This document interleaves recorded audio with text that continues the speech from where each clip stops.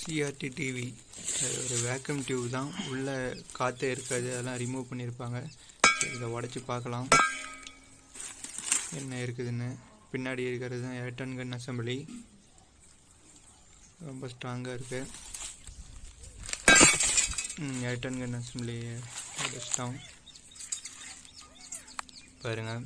இந்த எலக்ட்ரான் கன் அசம்பிளியை பற்றி இன்னொரு வீடியோவில் டீட்டெயிலாக விரிவாக பார்க்கலாம். அங்கே பாருங்கள் 3 ஹோல்ஸ் தெரியுதா, அது 3 தான், ரெட்டு க்ரீன் ப்ளூ, 3 எலக்ட்ரான் பீமும் வரதுக்கான வழி.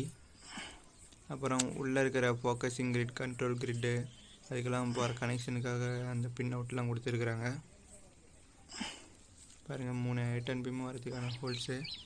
கடைசியாக இருக்கிற கிரிட்டோட 25,000 kV கனெக்ஷன் போகும். அந்த கனெக்ஷனு மேலே டாப்பில் பாருங்கள், ரெட் கலரில் ஒரு கோட்டிங் கொடுத்துருக்காங்கல்ல, அங்கே ஒரு கிளிப் மாதிரி கொடுத்துருப்பாங்க. அதில் 25,000 kV போகும். இப்போ உடச்சி பாருங்கள். உடச்சிச்சு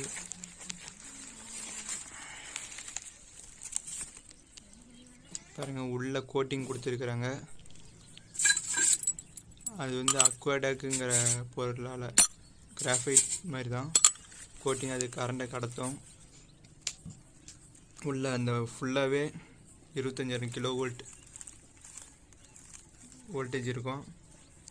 ஆனால் முன்னாடி டிஸ்பிளேக்கெலாம் போகாது, சுற்றியும் இருக்கிற இடத்துல மட்டும் கருப்பு கலரில் கோட்டிங் கொடுத்துருப்பாங்க. உள்ளே மட்டும் வெளியும் கோட்டிங் கொடுத்துருப்பாங்க. அது வெளியே இருக்கிறது வேறு கனெக்ஷன், அதுக்கு வந்து கிரவுண்ட் கனெக்ஷன் இருக்கும். உள்ளே வந்து 25,000 kV போகும். அந்த 25,000 kV தான் இந்த இடத்துல தான் ஒரு கிளிப் மாதிரி போட்டிருப்பாங்க.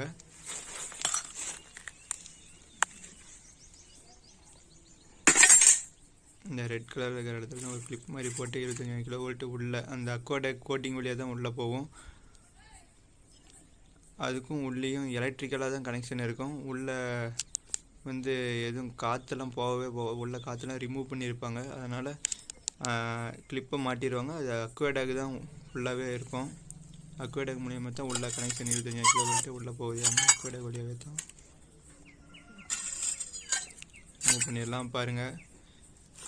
நம்ம பார்த்தோம்ல ஷேடோ மாஸ்க்கு, இல்லைனா அப்பச்சர் கிரில்லுன்னு சொல்லலாம். அதை இந்த கிரில் வழியாக தான் எலக்ட்ரான் பீம் வந்து சரியான ரெட்டு, க்ரீனு, ப்ளூ பாஸ்பர் மேலே படும்.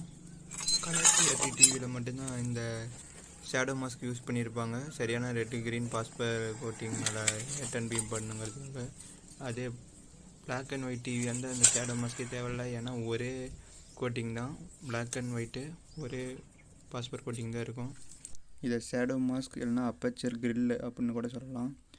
100% எலக்ட்ரான் பீமில் 80% எலக்ட்ரான் பீம் இந்த கிரில்லில் பட்டு வேஸ்ட் ஆயிரும். 20% எலக்ட்ரான் பீம் தான் சரியான அந்த ஹோல்ஸ் வழியாக போய் சரியான ரெட் பாஸ்பர் மேலேயும் க்ரீன் பாஸ்பர் மேலே படுறதுக்கு தான் இந்த அப்பச்சர் கிரில்லே கொடுத்துருக்குறாங்க. மீதி 80% எலக்ட்ரான் பீம் இந்த கிரில்லில் பட்டு அது ஹீட்டை ப்ரொடியூஸ் பண்ணோம். அந்த எலக்ட்ரான்லாம் சுற்றி இருக்கிற ஆனோட இழுக்கப்பட்டுரும். அப்புறம் இதுதான் அப்பச்சர் கிரில் பாருங்கள். இதுதான் பாஸ்பர் கோட்டிங். இது மேலே எலக்ட்ரான் பீம் படுறதுனால தான் நமக்கு வெளிச்சத்து கொடுக்குது. அதிக எலக்ட்ரான் பீம் பட்டுச்சுன்னா பிரைட் ஸ்பாட் கிடைக்கும், கம்மியான எலக்ட்ரான் பீம் பட்டுச்சுன்னா டிம் ஸ்பாட் கிடைக்கும். முன்னாடி போய் ஜூம் பண்ணி பார்த்தோம்னாவே தெரியும்.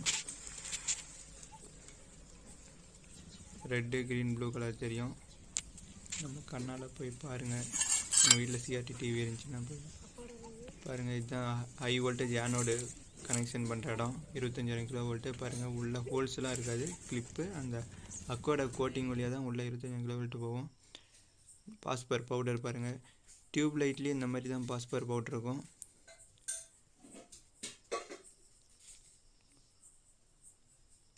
ஓகே பாருங்கள், பாஸ்பர் பவுடர் நம்ம CRT TV அப்படி தான் இருக்கும். இதுதான் எலக்ட்ரான் கன் அசம்பிளி.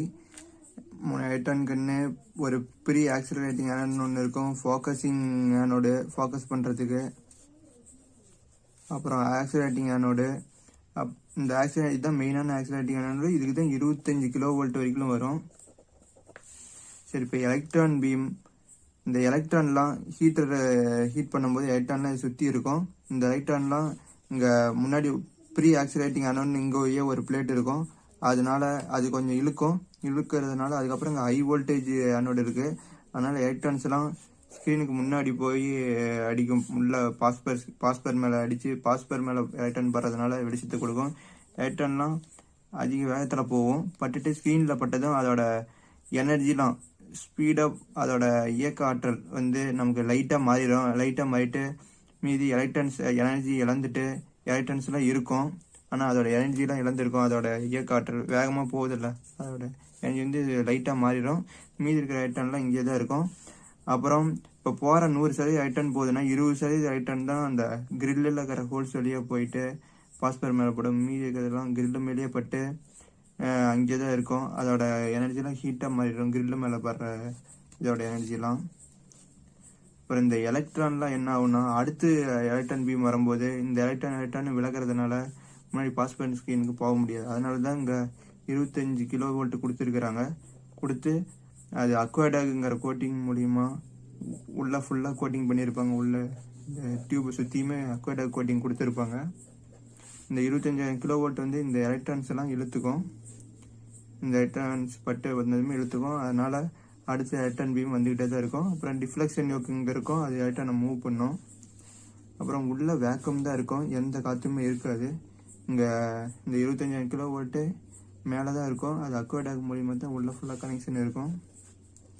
ஓகே, இப்போ புரிஞ்சிருக்குன்னு நினைக்கிறேன் ஏன் இந்த 25,000 kV கொடுக்குறாங்கன்னு. இந்த 25,000 kV ஃப்ளைபேக் டிரான்ஸ்ஃபார்மர்லேருந்து வரும். இந்த எலக்ட்ரான் கன் அசம்பிளி அதை பற்றி இன்னொரு வீடியோவில் பார்க்கலாம். வீடியோவில் ஏதாவது டவுட்னா கமெண்ட் பண்ணுங்கள். CRT TV எப்படி இருக்காதுன்னு வீடியோ போட்டிருக்கோம். அப்புறம் எலக்ட்ரிசிட்டினா என்ன, அதை பற்றி கெப்பாசிட்டர், ரெசிஸ்டர், இண்டக்டர் இதெல்லாம் போட்டிருக்கோம். டவுட்னா கமெண்ட் பண்ணுங்கள். நன்றி.